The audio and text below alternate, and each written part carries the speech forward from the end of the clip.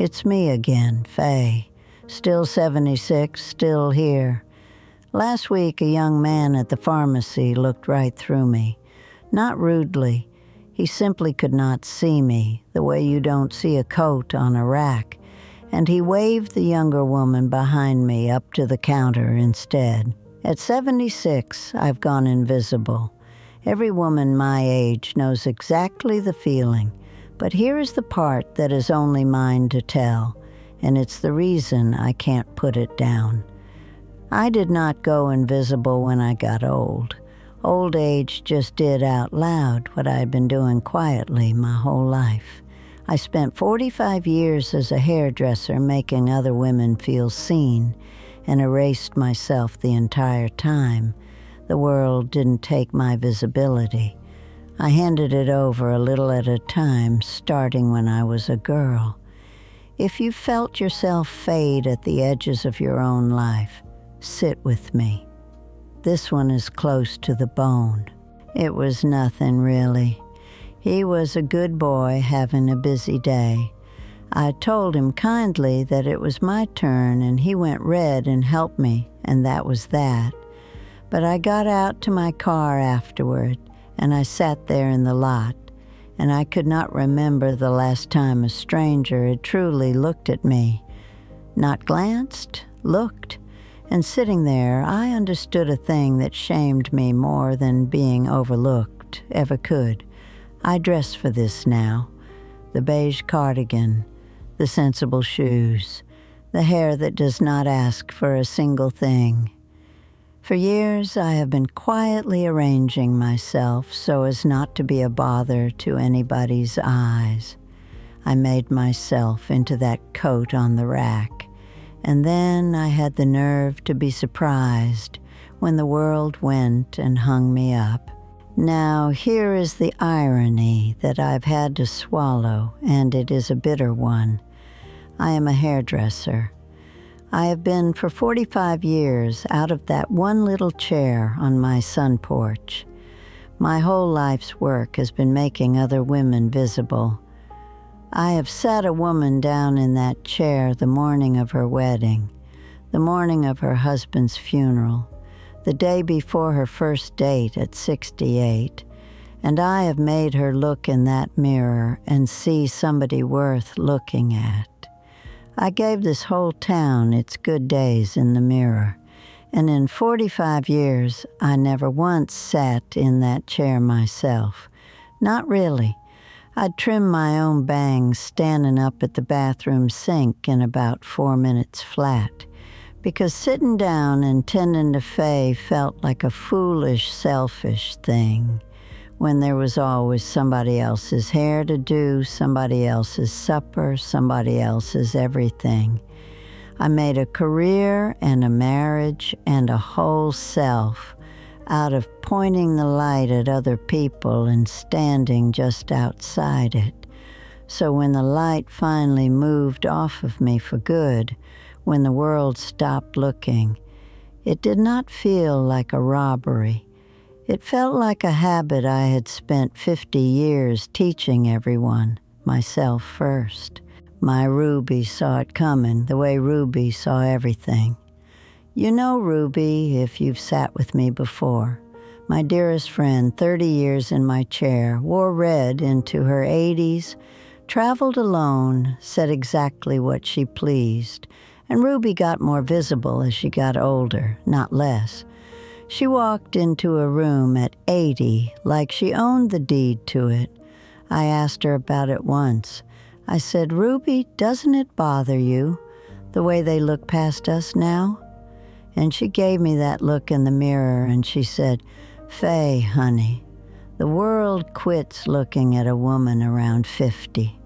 Everybody calls that the tragedy. I called it my parole. I finally got to decide who was worth being seen by, starting with me. I thought she was just being Ruby, being bold the way I never could be. I did not understand that she was handing me the whole secret. That invisibility to the world could be the exact moment you become visible to yourself if you had the nerve. Ruby had the nerve. I put the beige cardigan back on. So here is the thing it took me, a boy at a pharmacy counter, to finally understand. There is being looked at and there is being seen, and they are not the same, and a woman can spend her whole life confusing them. Being looked at is what the world does to a young woman, and it is loud, and we mistake it for mattering. And then it stops somewhere in your 50s, the way it always stops. And if that borrowed looking was the only proof you had that you existed, then when it goes, you go with it. You fold yourself up, you buy the cardigan.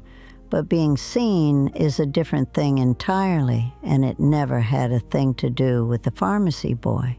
Being seen is somebody knowing your favorite song, your real opinion, the dream you set down at 20. It is you seeing yourself in a mirror, on purpose, with kindness, and that kind of seeing does not fade at 50. It is the only kind that was ever yours to keep. I spent 76 years chasing the kind that fades and neglecting the kind that lasts. And then I called the result getting old. Now I can hear some of you, and I said it to myself for years, so I know it well. You are saying, but Faye, this is just what happens. Everybody fades. It is vain to mind it. A graceful woman accepts getting older. She doesn't go chasing attention like a girl. Be dignified, be content. Don't make a spectacle.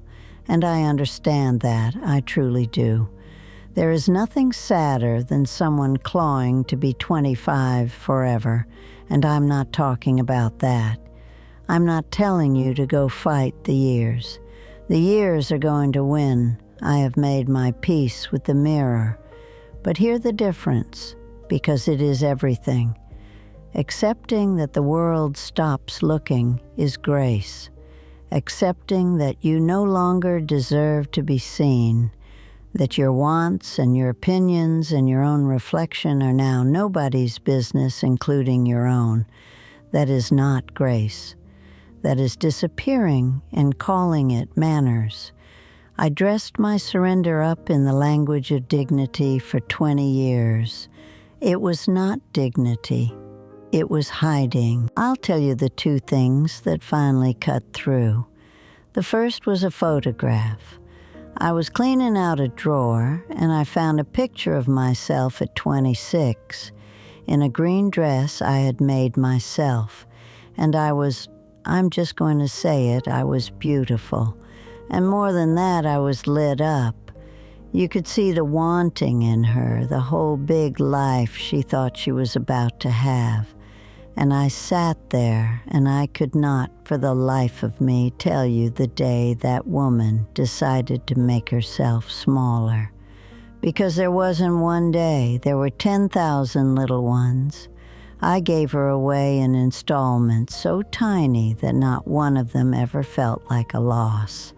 And the second thing, my granddaughter, Mia, she's 15. And I watched her at supper last month make herself smaller when the men were talking. Pull her shoulders in, go quiet, apologize for a thing that wasn't hers to be sorry for. And I saw it, the green dress folding itself up, one more generation down. And I thought, dear God, I taught the whole line of us to vanish. And I did it just by being the good, quiet, disappearing woman they all watched growing up. So a few weeks ago at 76, I did something that made my heart pound like I was robbing a bank. I sat down in my own chair, the one on the sun porch that I've sat 1,000 other women in and never myself. And I did my own hair, took my time about it, the way I would for a bride. And my hands were shaking, I went into the closet and I dug out a scarf, a red one, Ruby's kind of red, that I had bought years ago and never once had the nerve to wear, because red is a color that asks to be looked at. and I put it on to go to the grocery store, just the grocery store. And I will tell you, a woman in the produce section looked at me, really looked, and she said, "That red is gorgeous on you." And I nearly cried in front of the tomatoes, not because a stranger saw me, because for the first time in about 50 years I had let myself be seeable. I had walked out the door on purpose. Ruby would have hollered. So here is what I'm going to ask of you. This week, not someday. If you are a woman who has been quietly disappearing, folding yourself smaller and calling it grace, I want you to do one visible thing. 1. Wear the color. Say the opinion at the table and do not take it back. Sit down in a chair and let somebody tend to you. Put the photograph of your younger self somewhere you have to look at her and tell her you are sorry it took so long and that you are coming back for her now. It is going to feel vain and silly and far too late, and like everyone is looking. Almost nobody is looking, sugar. That's rather the point. This isn't for them. Being seen starts with you refusing to keep hiding from your own eyes. You are still in there. Go and let yourself out. I am 76. I do not know how many years I have got left, but I have decided that I am going to spend them visible. Not to the pharmacy boy, to me. I wear the red now. I sit in the chair. I am done being a coat on a rack in my own life. Don't wait as long as I did. Don't hand yourself away in installments so small you never feel it, until one Tuesday a stranger looks straight through you and you realize you agreed to it. You are allowed to be seen. You always were.